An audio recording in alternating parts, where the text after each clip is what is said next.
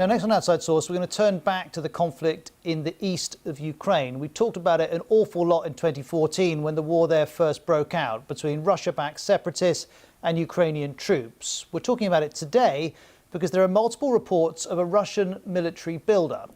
Ukraine says 28 Russian battalion groups involving 25,000 personnel have appeared along its north and eastern borders in the last few days. Reports suggest some Russian artillery has come from as far as Siberia. And according to Ukraine, Russia has 3,000 officers and military instructors in areas of the east of Ukraine that are marked here in red and which have been controlled by Russia-backed separatists since they were seized in 2014.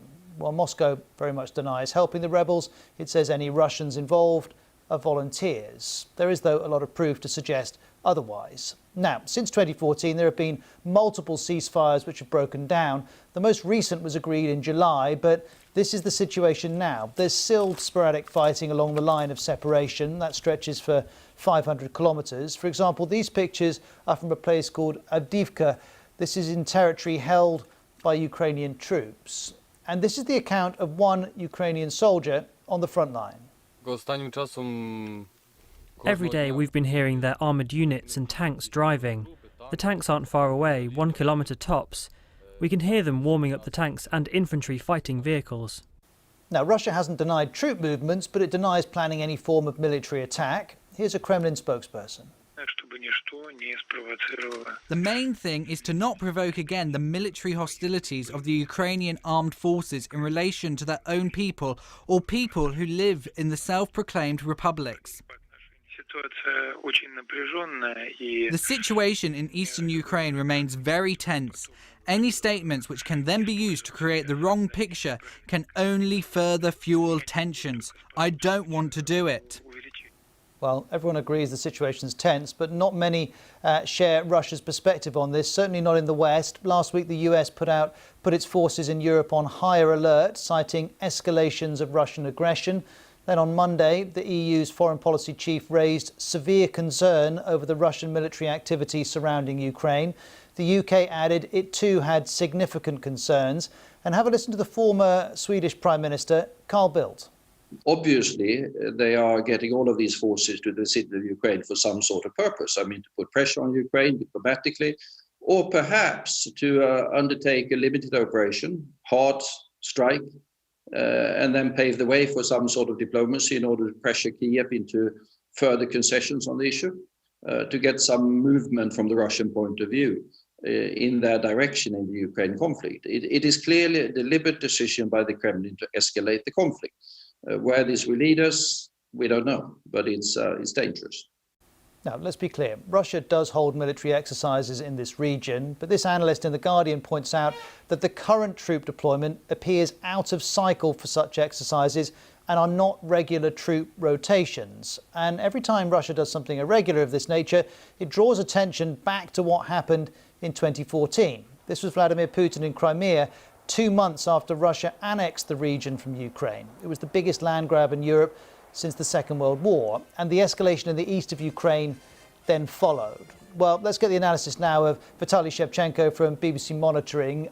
First of all, what's your reading of Russia's motivation for moving all of these troops?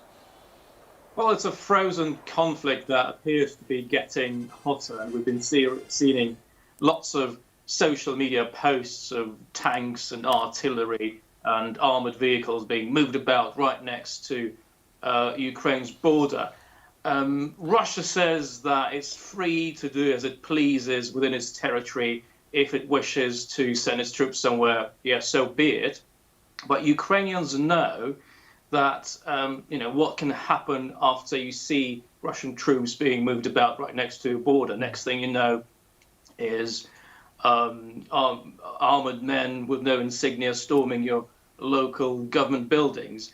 As for why now, what's going on, one trend of thought that we've picked up while watching Russian media, the independent parts of the Russian media, is that there's another big story unfolding in Russia involving a key opposition figure called Alexei Navalny, who's in jail, hunger striking, apparently very ill, And that situation is of great concern to Vladimir Putin, and Russia is under threat of more sanctions because of that. So the thinking goes among some of the independent commentators in Russia is that this could be a distraction from the Navalny situation, which could potentially lead to more deaths.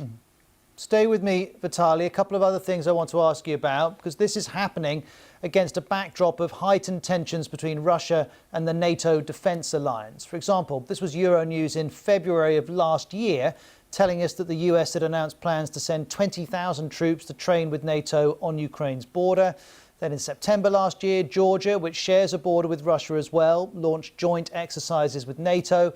Then there's this Reuters article 2 days ago confirming joint drills between the UK and the Ukrainian army that will take place this summer, again with NATO involvement. And yesterday, NATO Secretary General tweeted, NATO firmly supports Ukraine's sovereignty and territorial integrity. Meanwhile, Russia has warned NATO against sending troops to Ukraine in any capacity. But this highlights, Vitaly, the fact that this hasn't come out of the blue.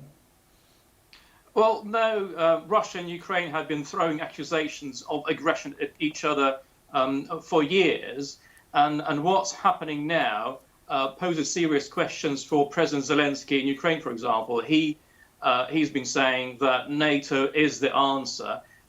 If Ukraine joins the alliance, then what he calls Russian aggression will stop.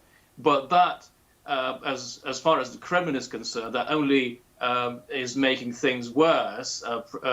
President Putin's spokesman Dmitry Peskov said recently that if NATO increases its support for Ukraine, Russia will have to respond forcefully. Vitaly, there's another element to this story that I want to ask you about, and this concerns information that the Ukrainians are claiming is disinformation. But Russia says it's launched a criminal case over the Ukrainian military reportedly killing a child in a Ukrainian attack in rebel-held territory in Donbass, again in the east of Ukraine. Vitaly, what do you know about these allegations? Well, here, parallels with what happened 7 years ago are, again, impossible to ignore. Then Russia again said that Ukrainian troops, or Russian media said Ukrainian troops crucified a child in rebel-held territory. Now, what we've seen in terms of proof of what happened comes from rebels, Russia-backed rebels in eastern Ukraine, and Ukrainian officials and Ukrainian sources are saying that the evidence on which these allegations are based is flimsy at best. For example, the claim is that the child was killed by a bomb dropped by a Ukrainian drone, while the location is out of reach of the drones operated by the Ukrainian army, so Ukrainian officials and the media say. Also, there have been social media postings claiming that the child was killed by picking up some unexploded ordnance. So again, that raises more questions about whether this can be a propaganda tactic. And after watching Russian TV for the past couple of days, I can say that pictures of that child are all over Russian TV screens. So they're making the most of it.